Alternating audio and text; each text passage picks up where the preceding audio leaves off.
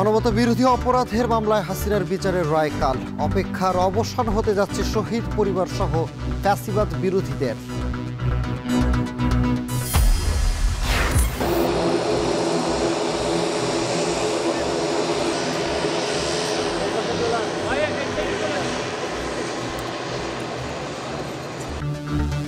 উচ্চ পরিচালন ব্যয়ের চাপে দেশীয় বেসরকারি এয়ারলাইন্স চলছে টিকে থাকার লড়াই।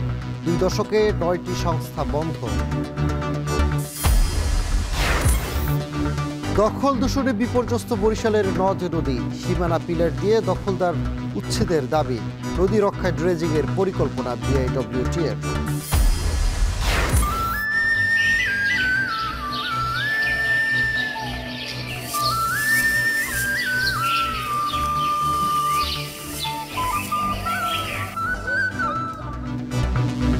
ঐতিহ্যবাহী নবান্নের আমেজ কমলেও আছে নতুন ধানের উৎসব।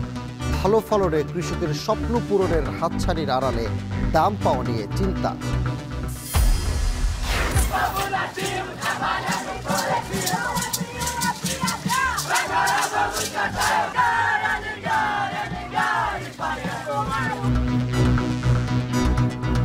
বিশ্ব জলবায়ু সম্মেলন উপেক্ষিত হয় ক্ষুব্ধ আদিবাসীরা। সম্মেলন গেটে সতর্ক পাহারা।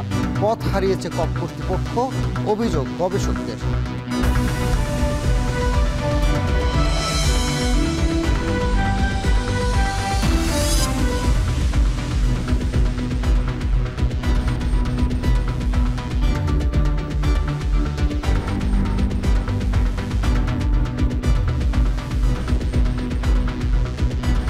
স্বাগত এখন বাজারে। আয়োজন আপনাদের সঙ্গে আছি আমি সানি মৃধা। মানবতা বিরোধী অপরাধের অভিযুক্ত ক্ষমতাচ্যুত সাবেক প্রধানমন্ত্রী শেখ হাসিনার মামলার রায় ঘোষণা হবে কাল। জুলাই আগস্টের দমন পীড়নে প্রাণ হারানো মানুষের স্বজন, আহত আর গণ অভ্যুত্থানে অংশ নেওয়া সাধারণ মানুষ সবার দৃষ্টি এখন এই রায়ের দিকে। দীর্ঘ 1 বছরের বেশি সময় ধরে তদন্ত, সাক্ষ্য গ্রহণ আর আইনি লড়াই শেষে এখন অপেক্ষা শুধু আন্তর্জাতিক অপরাধ ট্রাইব্যুনালের চূড়ান্ত সিদ্ধান্তের। বিস্তারিত ইমদাদুল আজাদের প্রতিবেদনে।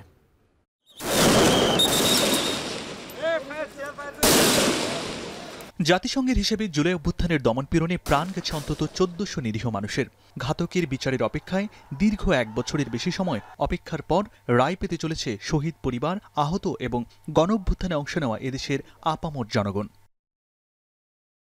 কাগজে কলমে শেখ হাসিনার বিরুদ্ধে মানবতা বিরোধী অপরাধের বিচার শুরু হয় গেল বছরের অক্টোবরে আন্তর্জাতিক অপরাধ ট্রাইব্যুনাল পুনর্গঠিত হওয়ার পর। এরপর অন্তত 6 মাস সময় নিয়েছে তদন্ত সংস্থা কি ঘটেছে তার একটা প্রাথমিক প্রতিবেদন দিতে। এই আদালতে জুলাই আগস্ট হত্যাযজ্ঞের আনুষ্ঠানিক চার্জ উপস্থাপন হয় চলতি বছরের জুনে এবং চার্জ গঠনের মধ্য দিয়ে আনুষ্ঠানিক বিচার শুরু হয় জুলাই। সে সময় এই গণহত্যা মামলার আসামি সাবেক পুলিশ প্রধান চৌধুরী আবদুল্লাহ আল মামুন রাজসাক্ষী হন আদালতের ভাষায় অ্যাপ্রুভার। হাসপাতাল থেকে আহত এবং নিহতদের শরীর থেকে প্রাপ্ত বুলেট, পিলেট এবং তাদের চিকিৎসা সনদপত্র, মৃত্যু সনদপত্র এগুলো ইনভেস্টিগেশন অফিসার কালেক্ট করে ট্রাইব্যুনালে জমা দিয়েছে। শুধু তাই নয়, জুলাই গণ অভ্যুত্থানে যে হেলিকপ্টার ব্যবহার করা হয়েছিল সেই হেলিকপ্টারের ফ্লাইট শিডিউলও আমরা ট্রাইব্যুনালে জমা দিয়েছি। ইনভেস্টিগেশন অফিসার এগুলো কালেক্ট করেছেন তার তদন্তকালে।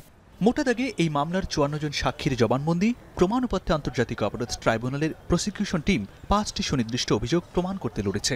এর শুরুতেই আছে 14 জুলাই শেখ হাসিনার শিক্ষার্থীদের রাজাকারের বাচ্চা ও নাতিপুতি সম্বোধনের বিষয়টি। মুক্তিযোদ্ধাদের নাতিপুতিরাও পাবে না, তাহলে কি রাজাকারের নাতিপুতিরা পাবে?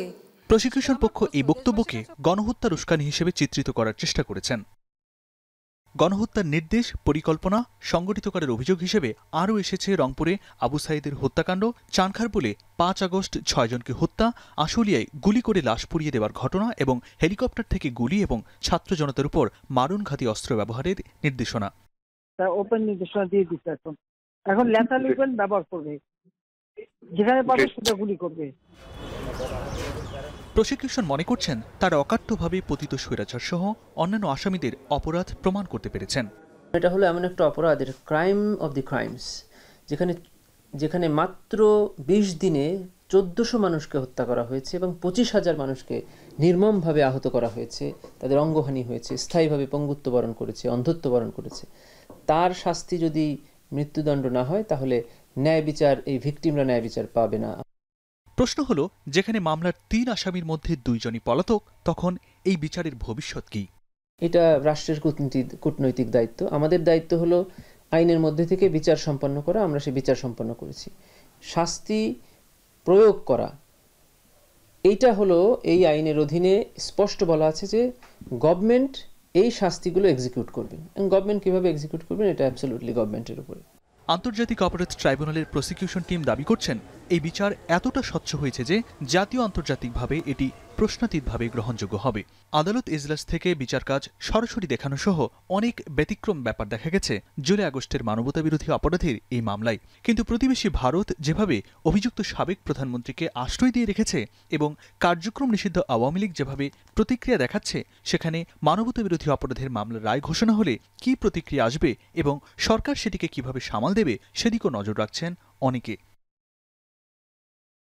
ইমদাদুল আজাদ, এখন, ঢাকা। আন্তর্জাতিক রুটে বিদেশি এয়ারলাইন্সের আধিপত্য আর অভ্যন্তরীণ রুটে বাড়তি ব্যয়, দুই চাপে টিকে থাকার লড়াই চালিয়ে যাচ্ছে বেসরকারি 3 এয়ারলাইন্স। প্রতিযোগিতার এই বাজারে গত 2 দশকে বন্ধ হয়েছে 9টি এয়ারলাইন্স। এখনও যাত্রী সেবা নিয়ে যেমন আছে অভিযোগ, তেমনি এয়ারলাইন্সগুলোরও আছে উচ্চ পরিচালন ব্যয়ের বেড়াজালে আটকে রাখার অজুহাত। তানজিলা খান মিমের প্রতিবেদন। আকাশে প্রতিযোগিতা বেড়েছে, কিন্তু দেশীয় বিমান খাতের টিকে থাকার লড়াই এখনও তীব্র। দেশে বর্তমানে বিমান বাংলাদেশ ছাড়াও বেসরকারি এয়ারলাইন্স ইউএস বাংলা, নভোএয়ার ও এয়ার এস্ট্রা, এই 3টি এয়ারলাইন্স নিয়মিত ফ্লাইট পরিচালনা করছে। উচ্চ পরিচালন ব্যয়, জ্বালানি দাম, ডলার সংকট এবং বিদেশি এয়ারলাইন্সের আধিপত্য, বেশ কয়েক বছর ধরে এসব মোকাবেলা বেসরকারি এয়ারলাইন্সের জন্য সবচেয়ে বড় চ্যালেঞ্জ হয়ে দাঁড়িয়েছে। আবার সেবা নিয়েও আছে যাত্রীদের নানা অভিযোগ। বিদেশ থেকে ইন্টারন্যাশনাল থেকে যখনই আমরা নামি, আমরা প্লেন থেকে দেখতেছি আমাদের লাগেজগুলো যেভাবে ছুঁড়ে মারে, এক একটা লাগেজ আমরা বেশি দিন রাখতে পারি না। ছোট্ট একটা এয়ারক্রাফটে যাচ্ছি, দেখা গেল যে ওই এয়ারক্রাফটে 7 সিট তারা একটা হাই প্রাইসে বিক্রি করতেছে। This is not fair. এয়ারলাইন্সগুলো যেগুলো প্লেন ব্যবহার করে সেগুলা কিছুটা পুরাতন, নতুন প্লেন যদি আমদানি করে সেই ক্ষেত্রে আমাদের একটু সুবিধা হয়। বেসরকারি এয়ারলাইন্সগুলোর তথ্য মতে আন্তর্জাতিক রুটে বিদেশি এয়ারলাইন্সের বাজার প্রায় 80%, বাকি মাত্র 20% কেবল দেশি সংস্থার বাজারে। আর এর মধ্যে প্রায় 15%ই বিমান বাংলাদেশ এয়ারলাইন্সের দখলে। বছরে প্রায় 20 লাখেরও বেশি যাত্রী এখন অভ্যন্তরীণ রুটে দেশীয় সংস্থার ফ্লাইটে ভ্রমণ করছে। প্রতি বছরই 10% হারে বৃদ্ধি পাচ্ছে এই যাত্রী সংখ্যা। বেবিচক বলছে, শাহজালাল আন্তর্জাতিক বিমানবন্দর থেকে প্রতিদিন 4টি দেশীয় এয়ারলাইন্স, অভ্যন্তরীণ রুটে 114টি ফ্লাইট, আন্তর্জাতিক রুটে 36টি এয়ারলাইন্স, 147টি ফ্লাইট সহ 25টি কার্গো সেবা পরিচালিত হচ্ছে। এছাড়াও বিগত 25 বছরে আকাশে ওড়ার অনুমোদন পেয়েছে 12টি এয়ারলাইন্স, যার মধ্যে 9টি এয়ারলাইন্সই এখন বন্ধ হয়ে গেছে। বন্ধ হয়ে যাওয়া 3টি দেশীয় এয়ারলাইন্স ও নভোএয়ার এবং বিমান বাংলাদেশের কাছে জুন 2025 পর্যন্ত অ্যারোনটিক্যাল ও নন অ্যারোনটিক্যাল চার্জ মিলে 7,000 কোটি টাকারও বেশি পাওনা বেবিচকের। কেন এয়ারলাইন্সগুলো লোকসানে? সংশ্লিষ্টরা বলছেন, ভুল পরিকল্পনা, উচ্চ হারের অ্যারোনটিক্যাল চার্জ, জ্বালানি ও রক্ষণাবেক্ষণ খাতে বিপুল অর্থের যোগান না দিতে পেরেই মূলত ব্যবসা গুটিয়ে নিতে হয়েছে। আর যে 3টি এয়ারলাইন্স ফ্লাইট পরিচালনা করছে তারাও রয়েছে ঝুঁকিতে।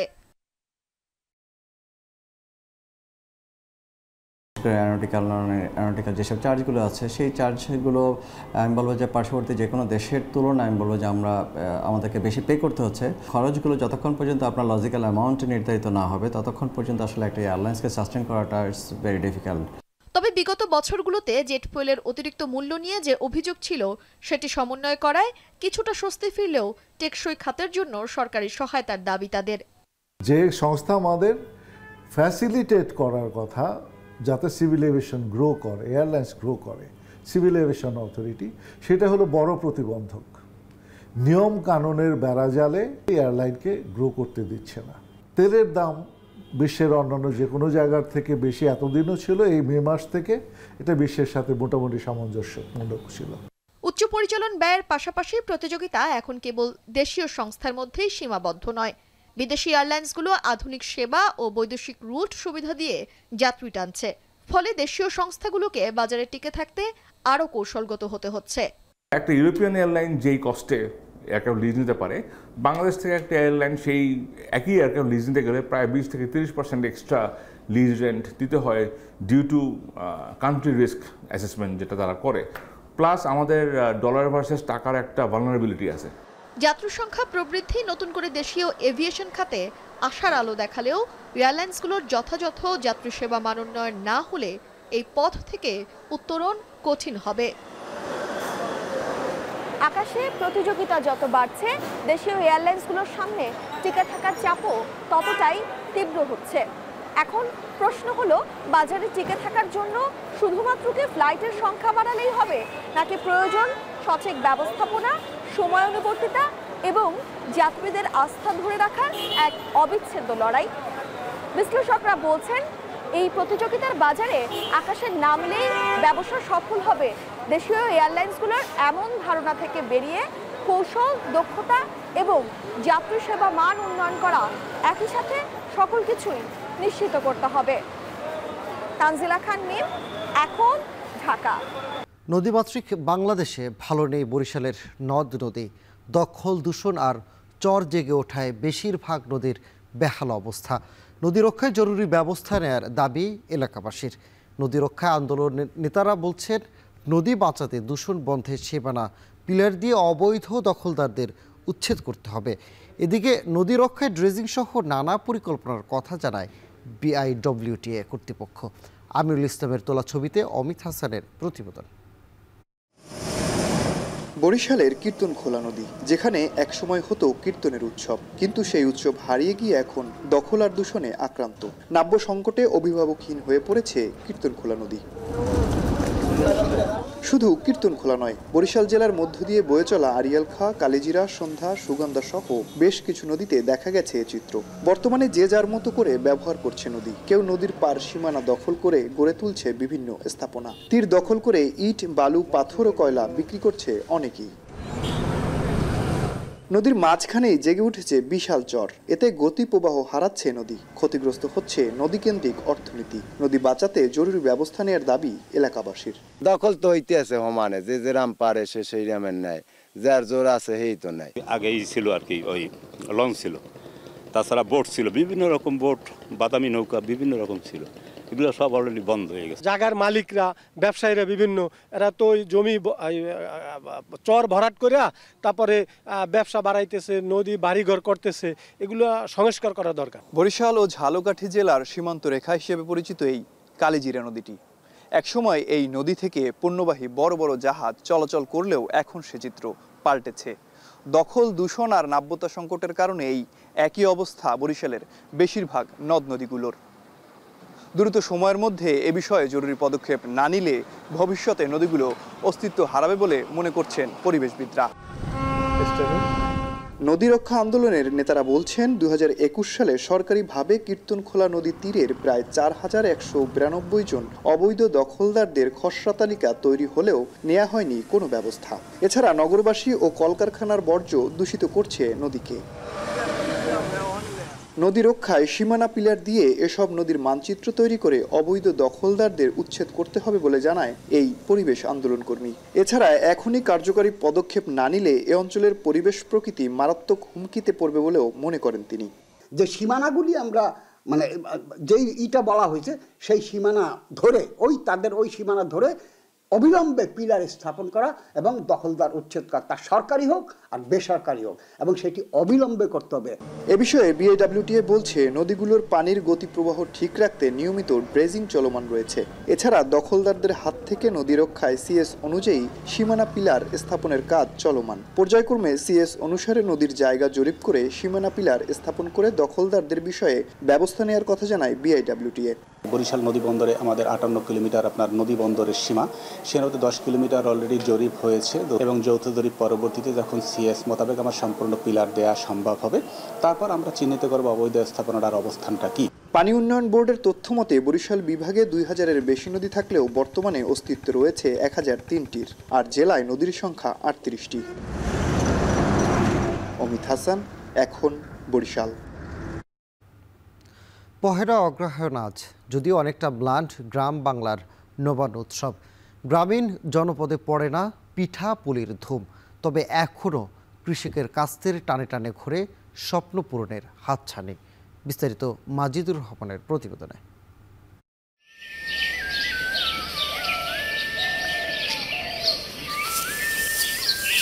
ভোরের শিশির মারিয়ে খেতে কৃষক, সারি বেঁধে ব্যস্ত পাকা ধান কাটায়। ঋণ দেনা শোধ সংসারে সমৃদ্ধির হাতছানি। নতুন ধানের আটায় আয়োজন পিঠাপুলির। কৃষকের কাস্তে টানে টানে যেন সেই স্বপ্ন বননের গল্প।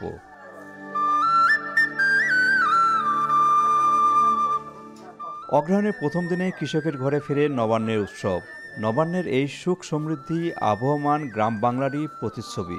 যদিও আধুনিক প্রজন্মের কাছে অনেকটা ব্যঞ্জনা হারিয়েছে এই নবান্ন। ক্ষীর পোলা অনেক কিছু তো আর হতো, যেমন ঝিলিয়া আসিত, ওই তোমার মুগরি হাঁস জমা করিত, তা বাদে তোমার মোষের গোস্ত লিয়ে আসিছিল, লিয়ে আসে অনেক কিছু আনন্দ করা হচ্ছে। কিন্তু এখন অতখানি হয় না, খুব কম। আগের মতো লবণ উৎসব যেরকম হতো এখন ওইরকম আর হয় না, তবে আছে গ্রাম অঞ্চলে হয়, তা আগের মতো আর না। ধান কাটা মারা, খেয়াল সুগন, খেয়াল ধান সিদ্ধ, মেলা কাজ থাকে এখন সবারই কাজ, আমাকে বসতে পার না। যাকে ধান চাউল আছে, যার আছে তারা করে, যাকে নাই তারা কাজ করে মানুষের বাড়িতে। আধুনিকতার ছোঁয়ায় কৃষিও এখন বেশ সমৃদ্ধ। বছরে প্রায় সব সময় মাঠে তুলে সোনালী ধান, চলে উৎপাদন, সংরক্ষণ ও বেচা বিক্রির যজ্ঞ। এ অবস্থায় অগ্রহায়ণের আগমনে আলাদা করে মনে রাখে কজন? নবান্নও তাই পায় না বাড়তি ব্যঞ্জনা। অনেকে খোঁজও রাখে না বাংলার মাসের নাম তারিখ। নবান্ন উৎসব হারিয়ে যাচ্ছে বলতে আমি আমার চোখে কোনো সময় নবান্ন উৎসব সেইভাবে জাঁকজমকভাবে উদযাপন করা দেখিনি। আধুনিকতার যুগে নবান্ন এক্সপিরিয়েন্স করাটা আসলে অনেকটাই কঠিন হয়ে গেছে, কারণ আমরা যেহেতু শহরে বসবাস করি, সেজন্য নবান্ন আমরা সেভাবে এক্সপিরিয়েন্স করতে পারি না। যদিও শহরের সংস্কৃতিতে পিঠার কদর ভিন্ন আঙ্গিকে টিকে আছে।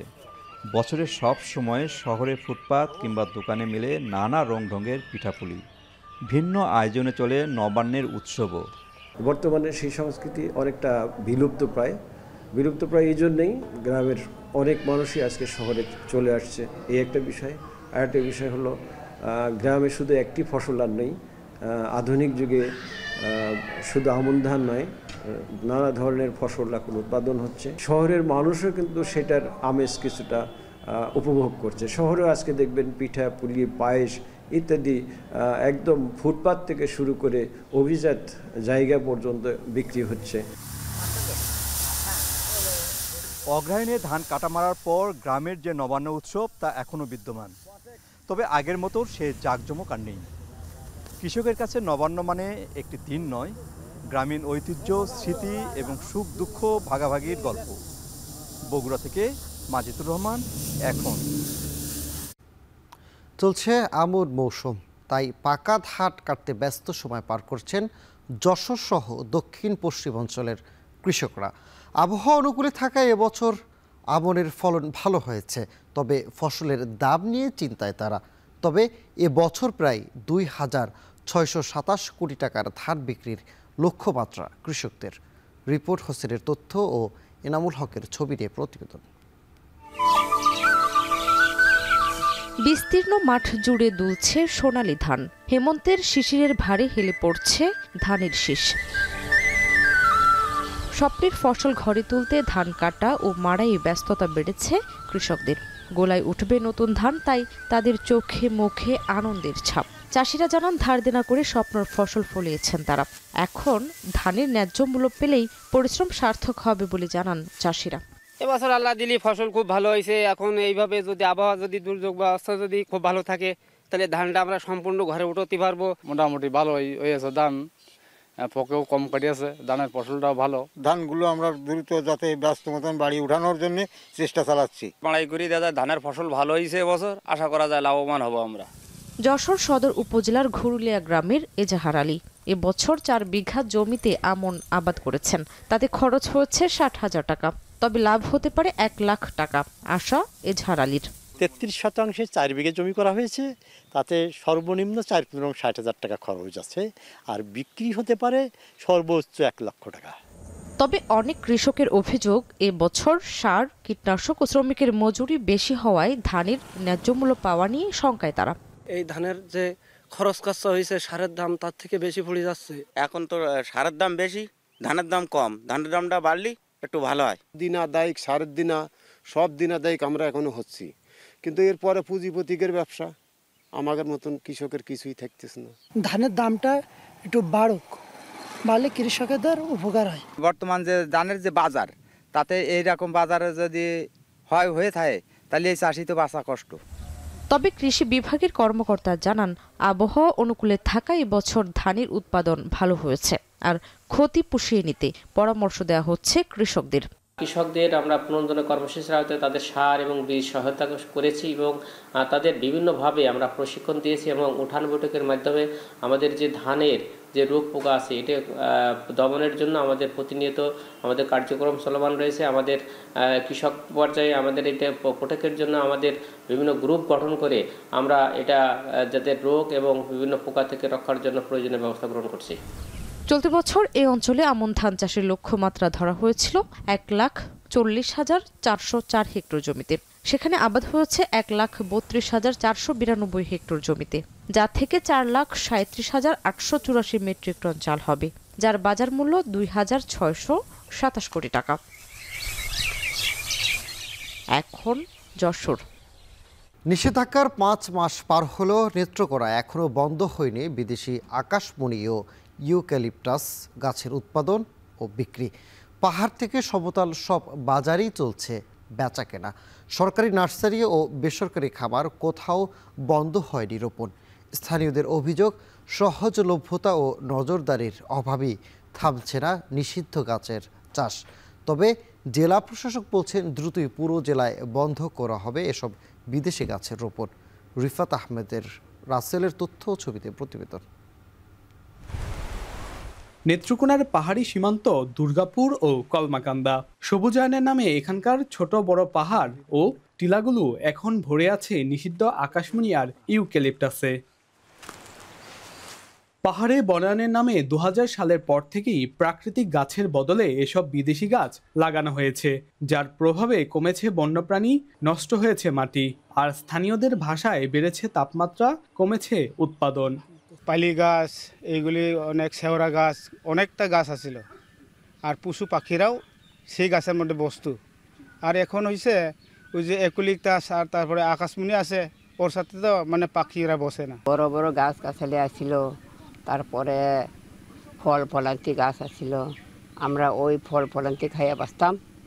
এখন তো ওই গাছগুলো নাই। এই যে নার্সারি গাছ করাতে মানুষের ফল ফলান্তি কমে গেছে। আমাদের এখানে দেখা যাচ্ছে ফলের কোনো গাছ নেই, ফলের গাছ নেই, তারপর ওষুধি গাছও নেই। আমি বলছি, বারবার বলছি, ওরা কইছে ভাই কি করবাম, গরিব মানুষ কইরা বসে আর কয়েকটা আছে আমরা বেঁচে শেষ করে দিই, জীবনে আমরা করবো না এগুলো। পাবলিকে যে এটা করছে এটাও ব্যান করে দিছে, পাবলিকও ব্যান করে দিছে, এটা বিক্রি করবে না। মোহাম্মদ নবী হোসেন দুর্গাপুর চকলিঙ্গুড়া গ্রামের সরকারি এক ঊর্ধ্বতন কর্মকর্তার বাগানের পরিচর্যা করেন তিনি।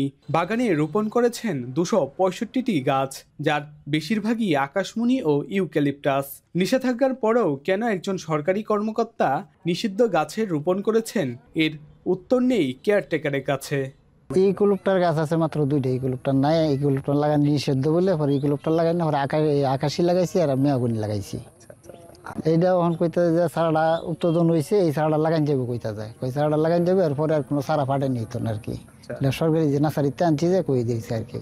যদিও বন কর্মকর্তা বলছেন, নিষিদ্ধ গাছ রোপণ বন্ধে চলছে সচেতনতা ও বিভিন্ন কার্যক্রম। আকাশমণি ইউক্যালিপটাস গাছ সম্পূর্ণভাবে সরকারি অর্থায়ন আর রোপণ করা হবে না এবং ব্যক্তিগতভাবে যেন নিরুৎসাহিত করা হয়, এই জন্য আমরা বিভিন্ন পরিকল্পনা গ্রহণ করেছি। জনসচেতনতার জন্য আমরা বিভিন্ন সভা করেছি। কৃষি বিভাগ থেকে বিভিন্ন উচ্ছেদ অভিযান করা হয়েছে। পাহাড় থেকে নিচে বাজারগুলোতেও চলছে প্রকাশ্যে বিক্রি। নেত্রকোনার বারহাট্টা বাজারে অন্যান্য গাছের চারার পাশাপাশি এখনও বিক্রি হচ্ছে এসব নিষিদ্ধ গাছের চারা। এটা কইরা বসে, এটা অল্প কিছুদিন আর শেষ, আর করব না, এবার এই সিজনে শেষ। এখন তো নার্সারি করিয়া ওনার পোষায় না, কামলার দাম বেশি, সব কিছুর দাম বেশি, কিন্তু চারার দাম তো আর বাড়ে না। জেলার সরকারি 2টি নার্সারিতেই এখনও মজুত রয়েছে প্রায় 25,000-এর বেশি আকাশমণি গাছ। কিন্তু কেন এগুলো এখনও ধ্বংস করা হয়নি, এ প্রশ্নে মুখ খুলতে রাজি হয়নি কর্মকর্তা। তবে পরিবেশবিদরা বলছেন, এসব বিদেশি গাছ রোপণ বন্ধ করা না গেলে তা মাটি ও পানিকে আরও দূষিত করবে। নিষিদ্ধ ঘোষণার পরেও এই গাছগুলো বিপণন, উৎপাদন এবং বাজারজাতকরণ থেকে এখনও বিরত হয় নাই, সেগুলো বিকৃত হচ্ছে এবং রোপণ করা হচ্ছে। এবং এগুলো যদি এভাবেই চলতে থাকে তাহলে বিপর্যয় কিন্তু আমাদের থেকেই যাবে। জেলা প্রশাসক বলছেন, নিষিদ্ধ বিদেশি গাছ বিক্রি বন্ধের পাশাপাশি উৎপাদিত গাছ দ্রুত সময়ের মধ্যে অপসারণের জন্য নির্দেশনা দেওয়া হয়েছে। বন বিভাগের পক্ষ থেকে যদি এরকম অবৈধ দখলের কোনো উচ্ছেদের প্রস্তাব আমাদের কাছে আসে, আমরা অবশ্যই সর্বোচ্চ গুরুত্ব দিয়ে দেখব এবং সরকারি বিধিবিধান মেনে আমরা উচ্ছেদ অভিযান পরিচালনা করব। পরিবেশ ও বন মন্ত্রণালয় থেকে সাম্প্রতিক একটা প্রজ্ঞাপন দিয়ে এই গাছগুলোকে নিষিদ্ধ করা হয়েছে এবং বলা হয়েছে যেখানে যেখানে এই গাছ, এই 2টি বৃক্ষ আছে, এই 2টি বৃক্ষই পরিবেশের জন্য ক্ষতিকর, এগুলোকে যত দ্রুত সম্ভব অপসারণের জন্য। নেত্রকোনার দুর্গাপুর রেঞ্জের অধীনে 3টি উপজেলায় রয়েছে 981 হেক্টর বনভূমি। এর মধ্যে 250 হেক্টরের বেশি জায়গায় রয়েছে প্রায় 5 লাখ নিষিদ্ধ আকাশমণি ও ইউক্যালিপটাস। সমতলেও রয়েছে আরও কয়েক লাখ গাছ। রিফাত আহমেদ রাসেল, এখন নেত্রকোনা। পাবনা সদর উপজেলার সর্দারপাড়া এলাকায় 9 বছরের এক শিশুর মরদেহ উদ্ধার করেছে পুলিশ। শনিবার রাত 10টার দিকে নানা বাড়ির পাশের একটি বাগান থেকে তার মরদেহ উদ্ধার করা হয়। শনিবার রাতে স্থানীয়রা বাগানে মরদেহটি দেখতে পেয়ে পুলিশকে খবর দেয়। পরে ঘটনাস্থল থেকে মরদেহ উদ্ধার করা হয়। নিহত শিশু হাফসা মালঞ্চ ইউনিয়নের কামারগাঁও গ্রামের বাসিন্দা এবং 3য় শ্রেণীর শিক্ষার্থী। কয়েকদিন আগে সে নানা বাড়িতে বেড়াতে এসেছিল। পুলিশ জানায়, নিহতের নানার বাড়ির পাশের বাগানটি দীর্ঘদিন ধরে বখাটে, মাদকসেবী ও জুয়ারিদের আড্ডাস্থল ছিল। কানের দুল ছিনিয়ে নেওয়ার উদ্দেশ্যে শিশু হাফসাকে শ্বাসরোধে দুর্বৃত্তরা হত্যা করে বাগানে ফেলে রেখে যেতে পারে বলে প্রাথমিকভাবে ধারণা করছে পুলিশ। এই ঘটনায় সন্দেহভাজন 2 যুবককে আটক করা হয়েছে। চলমান রয়েছে পুলিশের তদন্ত।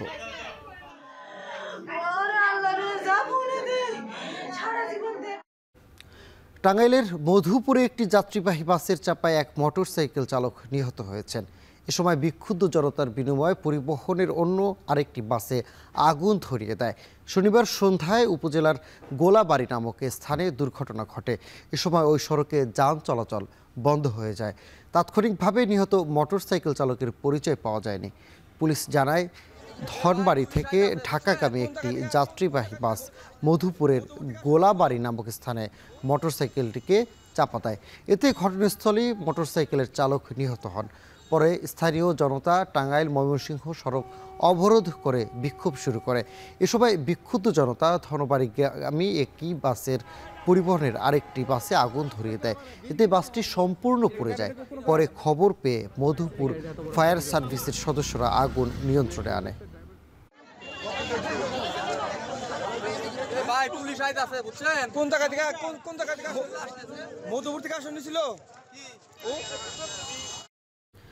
বরিশালে হাব ভাড়াকে কেন্দ্র করে নথুল্লাবাদ বাস টার্মিনালে শিক্ষার্থীদের সাথে বাস শ্রমিকদের ব্যাপক সংঘর্ষ এবং অর্ধশতকেরও বেশি বাস ভাঙচুরের ঘটনায় স্থানীয় সকল রুটের বাস চলাচল বন্ধ রয়েছে। সংঘর্ষ ও বাস ভাঙচুরের বিষয়টির জন্য শিক্ষার্থী ও শ্রমিকরা একে অপরকে দায়ী করছেন। এ নিয়ে আরও জানাতে যুক্ত হচ্ছেন সহকর্মী ফিরদাউস সোহাগ। সোহাগ, জানাবেন যে ভাঙচুরের ঘটনায় ক্ষতিগ্রস্ত বাস মালিকরা কি বলছেন, আর বাস চলাচল কখন নাগাদ স্বাভাবিক হতে পারে? ধন্যবাদ শামীম আপনাকে। আসলে কখন যে স্বাভাবিক হবে সুনির্দিষ্টভাবে কেউ বলতে পারছে না। আমি বাস মালিক এবং শ্রমিকদের সাথে বাস টার্মিনালে এসে কয়েকজন শ্রমিকের সাথে কথা বললাম। তারা আমাকে যেটি জানালেন যে তাদের ক্ষয়ক্ষতির পরিমাণ এখন পর্যন্ত নিরূপণ করা হয়নি সুনির্দিষ্টভাবে। অসংখ্য বাস ভাঙচুর করা হয়েছে এবং এই বাস ভাঙচুরের কারণে মূলত যে বাসটি যাত্রী নিয়ে রুটে যাবে সেরকম কোনো পরিস্থিতি নেই। অর্থাৎ বাসের যে সামনের যে গ্লাসগুলো রয়েছে সেই গ্লাসগুলো কিন্তু ভাঙা আমি সামনে যে ক্যামেরার লেন্সে যেটি দেখানোর চেষ্টা করছি আমরা ক্যামেরার মাধ্যমে দর্শকদের, সেটি হচ্ছে যে গতকালকের যে ভাঙচুরে এই নথুলাবাদ বাস টার্মিনাল কিন্তু যুদ্ধ বিধ্বস্ত একটি ধ্বংসস্তূপের মতো পরিণত হয়েছে। শুধু যত গ্লাসের যে টুকরো আছে সেগুলো কিন্তু মাটিতে পড়ে আছে। বাসের একটি গ্লাসও নেই, প্রত্যেকটি বাসেরই কিন্তু গ্লাস ভাঙচুর করা হয়েছে। আমরা যেটি দেখতে পেয়েছি সুনির্দিষ্টভাবে যদি আমরা সংখ্যা বলি সেটি এখন আসলে যথাযথভাবে ঠিক হবে না। সংখ্যার হিসেবটি আসলে কত এটি কেউ বলতে পারছে না। সবাই বলছে যে শতাধিক হতে পারে, কেউ বলছে অর্ধশত হতে পারে, কেউ বলছে তার বেশি হতে পারে। এই কারণে আমরা সংখ্যাটি আমরা এখনই উল্লেখ করছি না। তবে একটা জিনিস বলতে পারছি যে বাসের প্রায় এখানে যতগুলো বাস ছিল তার বেশিরভাগ বাসেরই কিন্তু গ্লাস টুকরো টুকরো করে ফেলা হয়েছে। এবং এই বাস ভাঙচুরের কারণে যে বাসটি আজকে রুটে যেত, বিভিন্ন গন্তব্যে যেত, সেই বাসটি যে চালাবে সেরকম অবস্থা নেই। কারণ দুই পাশের গ্লাস যেমন ভাঙচুর করা হচ্ছে, সামনের বাসটিও ভাঙচুর করা হচ্ছে। সব কিছু মিলিয়ে কিন্তু এখন এমন পরিস্থিতি যে বাস চলাচলের কোনো পরিস্থিতি কিন্তু নেই। এবং এই কারণেই কিন্তু আমরা যেটি দেখতে পাচ্ছি যে আসলে কখন বাস চলাচল করবে সুনির্দিষ্টভাবে বলা যাচ্ছে না। আর একটা জিনিস জানিয়ে রাখি যে এখানে পুলিশ প্রশাসনের পক্ষ থেকে গতকালকে আমরা যেটা দেখেছি যে শান্তি শৃঙ্খলা বজায় রাখার জন্য যে চেষ্টাটি করা দরকার, তারা কিন্তু নির্দিষ্ট সময় এখানে হাজির হয়নি বলে বাস মালিকদের পক্ষ থেকে আমাদের সাংবাদিকদের কাছে অভিযোগ করা হয়েছে। এবং নির্দিষ্ট সময় যদি আইনশৃঙ্খলা রক্ষাকারী বাহিনী পৌঁছতো তাহলে ক্ষয়ক্ষতির পরিমাণ হয়তো একটু কম হতে পারতো, এমনটি অভিযোগ করেছেন এখানকার যারা বাস শ্রমিক এবং বাস মালিকরা রয়েছেন।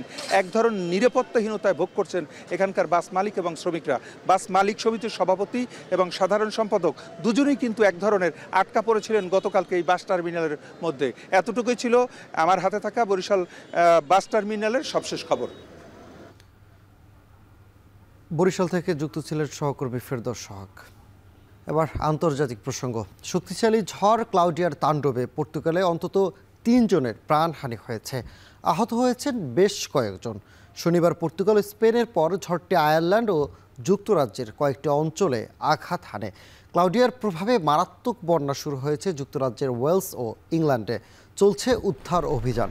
শনিবার দিন জুড়ে ওয়েলস ও ইংল্যান্ডের রেল পরিষেবা ব্যাহত হয়েছে। বাতিল করা হয়েছে কয়েকটি ট্রেনের সময়সূচিও। স্থানীয় সময় শনিবার সন্ধ্যা পর্যন্ত বন্যার পরিস্থিতির কোনো উন্নত হয়নি বলে জানিয়েছে ইংল্যান্ডের মনমুথ শহরের দমকল বিভাগ। মনমুথের অন্তত 700 বসতবাড়ির বিদ্যুৎ সংযোগ বিচ্ছিন্ন করা হয়েছে।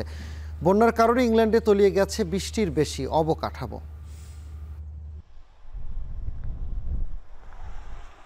ব্রাজিলের ব্লেমে চলছে 30তম বিশ্ব জলবায়ু সম্মেলন, যেখানে অংশ নিচ্ছেন 194 দেশের প্রতিনিধিরা। এবার সম্মেলনে অ্যামাজনের আদিবাসীদের বিষয়ে আলোচনাভুক্ত করার কথা থাকলেও তা শেষ পর্যন্ত করা হয়নি। ফলে আদিবাসীদের বিক্ষোভের আশঙ্কায় সম্মেলনের প্রধান গেটে অবস্থান নিয়েছে দেশটির সেনাবাহিনী। ব্লেম থেকে সে খবর জানিয়েছেন মাহমুদ রাকিব। মাথায় অ্যামাজনের জীব জন্তুর পালক দিয়ে তৈরি বিশেষ মুকুট আর গায়ে ভিন্ন ধরনের পোশাক, হাতে দ্রোহের প্ল্যাকার্ড আর মুখে ধরিত্রী রক্ষার বিপ্লবী সুরের স্লোগান।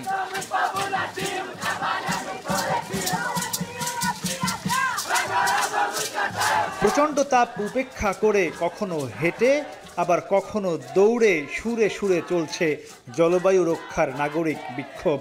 নারী পুরুষ যুবক বৃদ্ধ নির্বিশেষে পরিবেশের ন্যায্যতা বুঝে নিতে এ আয়োজন।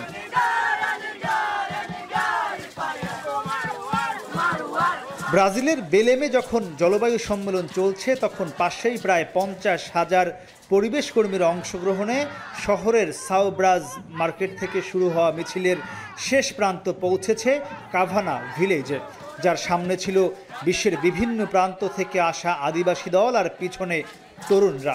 তাদের স্পষ্ট অঙ্গীকার, উন্নয়ন চাই কিন্তু প্রকৃতি ধ্বংস করে নয়। গ্লাসগোর 26তম জলবায়ু সম্মেলনের পর এবারই প্রথম সম্মেলনের আয়োজক শহরে বড় ধরনের এমন বিক্ষোভ। বেলেম যেন জলবায়ু কর্মীদের পুরানো ক্ষোভে বারুদ জুগিয়েছে। আদিবাসীদের এই রোড শো থেকে অ্যামাজনে তেল গ্যাস অনুসন্ধান ও আদিবাসী ভূমিতে কর্পোরেট আগ্রাসন বন্ধের দাবি জানানো হয়। দেশি বিদেশি পরিবেশ কর্মীরা বলছেন, জাতিসংঘ ও জলবায়ু সম্মেলন আয়োজকরা পরিবেশ রক্ষা ও ক্ষতিগ্রস্ত দেশগুলোকে ক্ষতিপূরণ দেওয়ার দিকে মনোযোগ না দিয়ে বরং সচেতন পরিবেশ কর্মীদের মোকাবেলার দিকে বেশি মনোযোগী, যা আদিবাসীদের আরও খেপিয়ে তুলেছে। জলবায়ু সম্মেলন আসলে জলবায়ু পরিবর্তন মোকাবেলার জন্য কাজ করছে না। জলবায়ু সম্মেলন মূলত কাজ করছে যারা এটা মোকাবেলার প্রচেষ্টায় লিপ্ত তাদেরকে কিভাবে প্রতিহত করা যায়। হয়তো তারা এটা মনে করছে তাদের সক্ষমতা আছে এটা মোকাবেলা করার কিংবা এটা উত্তরণের, কিন্তু গরিব দেশগুলি বেশি ভালনারেবল, কিন্তু আসলে তো প্রকৃতির সাথে কেউ টিকে থাকতে পারবে না। জলবায়ু বিজ্ঞানীরা বলছেন, কপ কর্তৃপক্ষ জলবায়ু পরিবর্তন রোধ করতে গিয়ে পথ হারিয়ে ফেলেছে।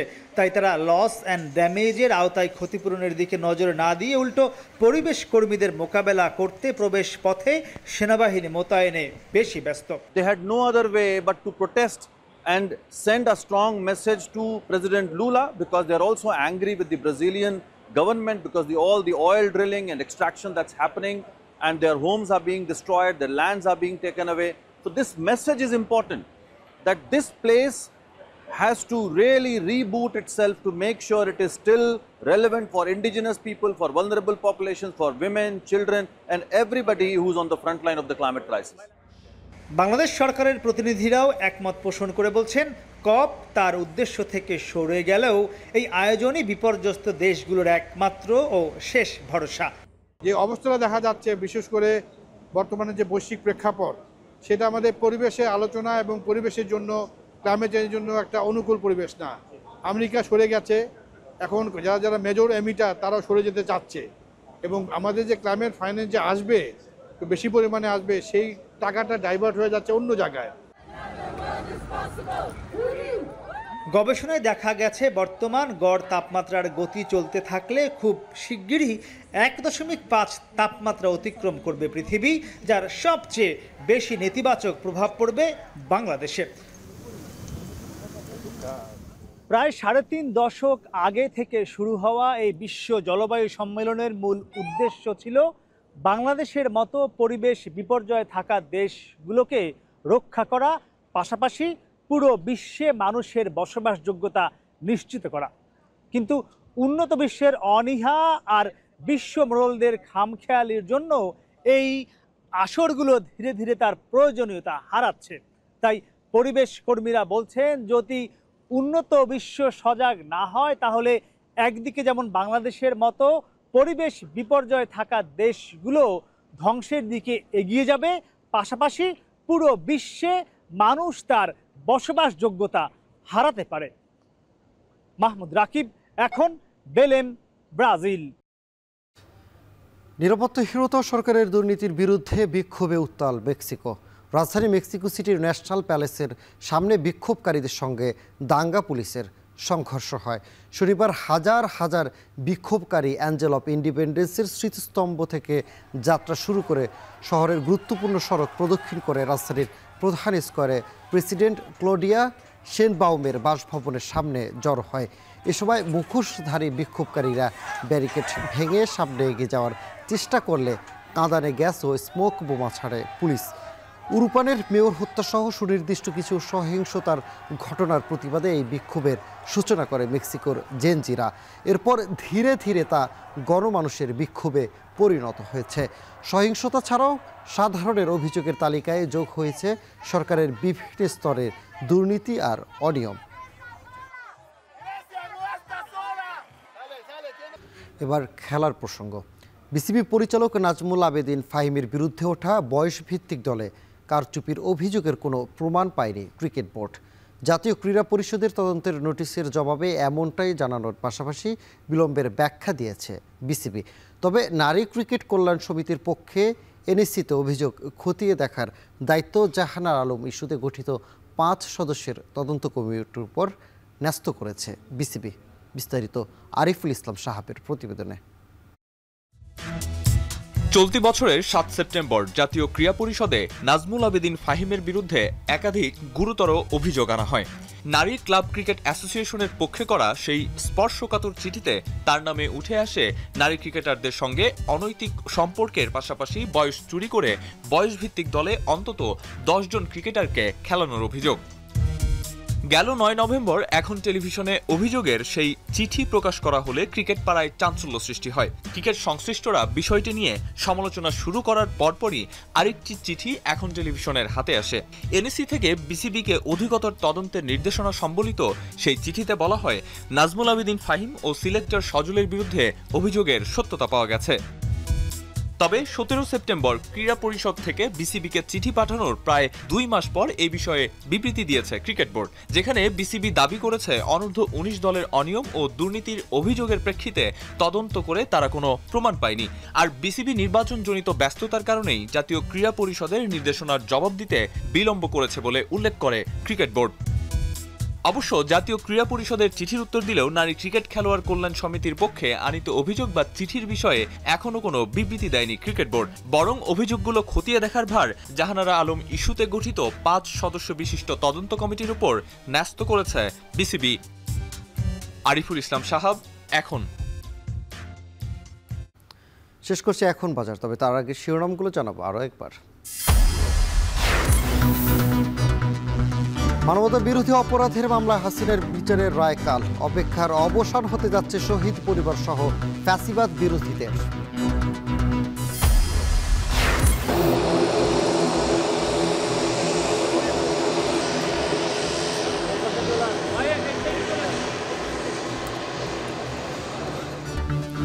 উচ্চ পরিচালন ব্যয়ের চাপে দেশীয় বেসরকারি এয়ারলাইন্স, চলছে টিকে থাকার লড়াই। ২ দশকে ৯টি সংস্থা বন্ধ। দখল দূষণে বিপর্যস্ত বরিশালের নদ নদী, সীমানা পিলার দিয়ে দখলদার উচ্ছেদের দাবি। নদী রক্ষায় ড্রেজিংয়ের পরিকল্পনা বিআইডব্লিউটির।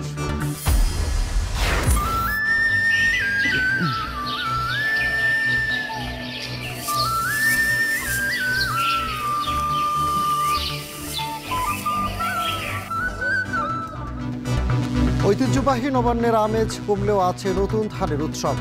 ভালো ফলনের কৃষকের স্বপ্ন পূরণের হাত ছানির আড়ালে দাম পাওয়া নিয়ে চিন্তা।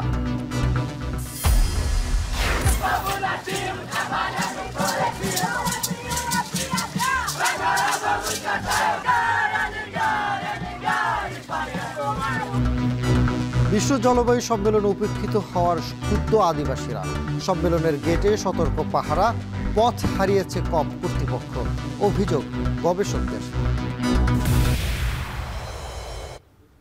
এই ছিল এখন বাজারে। এখন টেলিভিশন ওয়েবসাইটে দেখতে ভিজিট করুন www.ekhon.tv। এছাড়া ফেসবুকে দেখতে ভিজিট করুন facebook.com/tv.ekhon এবং ইউটিউবে দেখতে ভিজিট করুন youtube.com/c/ekhon tv।